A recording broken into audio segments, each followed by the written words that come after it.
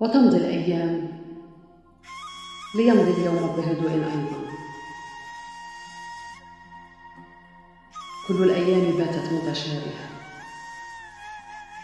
الروتين ذاته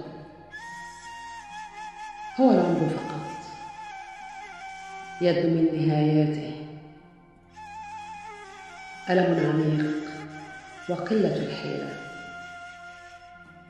اشتياق مجنون للماضي،